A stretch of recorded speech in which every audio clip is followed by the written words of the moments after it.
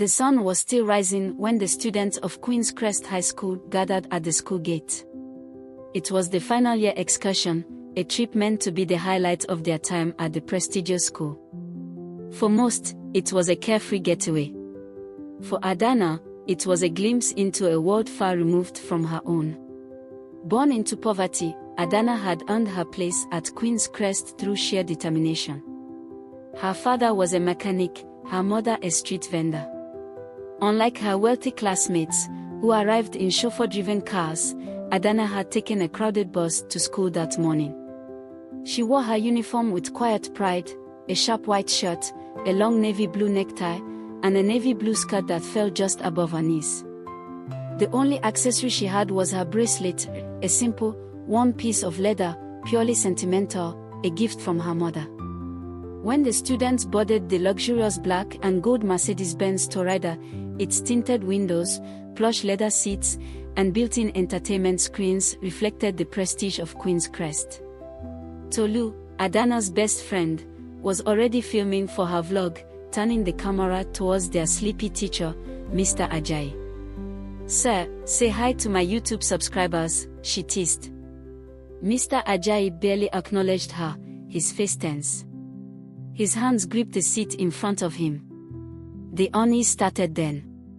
2 hours into the journey, the bus veered off the well-paved highway onto a narrow dirt path. The road wasn't on any map. "Why are we taking this route?" Adanna asked, leaning forward. "The usual road is closed," the driver muttered. The teachers exchanged glances but said nothing. As the bus rattled along, they passed a woman standing alone by the roadside.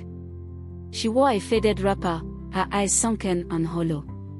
As they sped past, she lifted a frail hand and pointed at Adanna.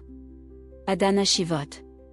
It felt like the woman had whispered something directly into her mind, a voice so soft it could have been the wind. "You don't belong here." And then, the tire exploded. The bus lurched violently. Screams rang out. Dust rose in thick clouds. When they finally stopped, the tire was completely shredded, as if something had ripped it apart, not just punctured it. "We have a spare, right?" Tolu asked. The driver's face was pale. They did. But it was missing. By the time they reached Oba-Ilé, the sky had turned deep orange. The village was too quiet. No children played. No market sounds. Just rows of mud brick houses with windows covered in thick black cloth. Villagers stood outside, watching in eerie silence. A group of elders approached, led by a tall, robed man with piercing eyes. "Welcome," he said, his voice deep and slow. "We have waited for you." Waited? Adanna glanced at Tolu, who raised an eyebrow. This wasn't a normal greeting. Each student passed under a massive, twisted tree at the village entrance. The elders muttered something low and rhythmic, their eyes fixed on the students' heads. When Adanna walked beneath it, something cold brushed against her shoulder. She spun around. Nothing. A bony hand grabbed her wrist. An old woman, her skin wrinkled like cracked leather, stared at her with milky white eyes. "Not all of you will live." Before Adanna could react, younger villagers dragged the woman away, whispering apologies. But the chill in Adanna's spine didn't fade. That evening, the villagers prepared a grand feast. Long tables were arranged under the moonlight, bowls of steaming food set before the students. The odd part: the villagers didn't eat. They simply watched. Mr. Ajayi stood up, raising his cup. "To Queen's Crest High, and to Oba-Ilé for welcoming us." A cheer followed, but Adanna noticed masked figures standing at the edges of the gathering. No one else seemed to see them. Tolu tapped her phone. "The Wi-Fi is gone. No network. No data." They were completely cut off. Adanna turned back to her plate. Her hands froze. Her food was already cold. like it had been sitting there for hours. That night, she barely slept. Outside her tent, soft whispers drifted in the wind. When she finally drifted off, she dreamed of figures in school uniforms running through the dark, their mouths open in silent screams. She woke up to find footsteps in the sand, leading away from her tent into the forest. The next morning, the students were taken to a shrine deep in the village. Ancient symbols covered the walls. The elders spoke of the chosen.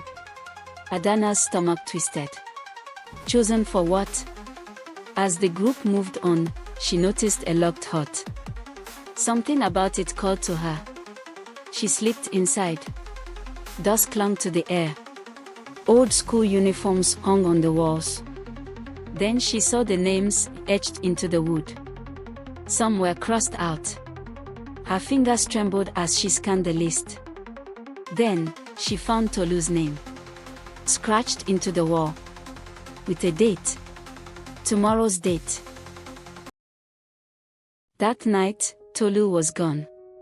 Adanna screamed her name, but the villagers simply blinked. Tolu. One of the elders smiled. There was no Tolu. Mr. Ajayi took Adanna aside, his hands shaking. Go back to your tent, he whispered. Forget her. Forget. Adanna ran. She stormed into the forbidden hut, searching desperately, and found it. A secret passage. A book. Inside, names of past Queen's Crest students. The final page held one name. Adanna. And then, she heard the footsteps behind her.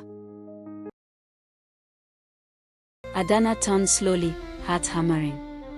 In the dim light of the hut, a shadow moved. It was Mr. Ajayi. His face was drenched in sweat. You shouldn't be here, he whispered, voice trembling. Adanna held up the book, pointing at her name. Why is my name here? Mr. Ajayi hesitated, then closed his eyes. Because they chose you. She shook her head. What does that mean? Where is Tolu? Something heavy shifted behind her. A rope dangled from the ceiling, attached to a wooden trapdoor. Mr. Ajayi grabbed her wrist. We don't have time. If they know you saw this. The door swung open. The elders stood there, their faces blank. And behind them, masked figures emerged from the dark. Adanna bolted. She sprinted out of the hut, but the village had changed. The paths twisted in ways they hadn't before. The trees seemed closer. The sky was darker than it should have been. She wasn't running toward the school bus. She was running in circles. And the shadows were getting closer. Somehow, Adanna found herself back at the tree where the villagers had first greeted them. But this time, something was different. There was a second tree beside it. And from its branches, a shape dangled.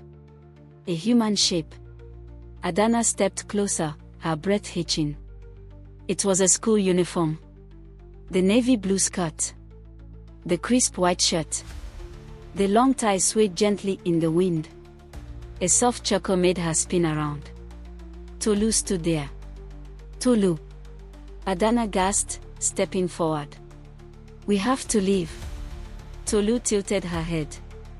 Leave. She grinned, but her eyes didn't match the expression. I never left. Adanna's mouth went dry. That's not funny. Come on. Tolu's grin widened.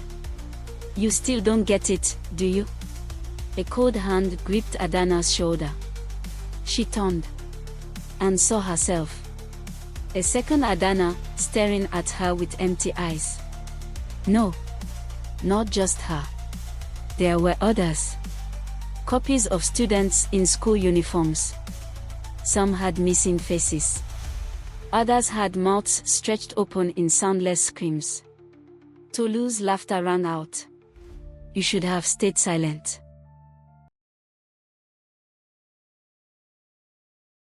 The next morning, the school bus rumbled back toward the city. The students were quiet. Their teacher sat stiffly, staring out the window. Adanna sat at the back, gripping her bracelet so tightly it left marks on her palm. Everything seemed normal. Except for one thing. Tolu was sitting beside her. He shouldn't have been there. But everyone acted like she had never disappeared. Adanna turned slowly to look at her friend. Tolu met her gaze and smiled. "You okay?" she asked. Adanna didn't answer. Because as the bus drove away, she caught a glimpse of the twisted tree in the village. And beneath it, standing silently among the elders, was herself. Watching the bus leave. Smiling. 5 years later. The Queen's Crest Alumni Association announced a new final year excursion. Destination, Oba-Ilé. And in her mailbox, Adanna received an anonymous letter. "You should have stayed silent.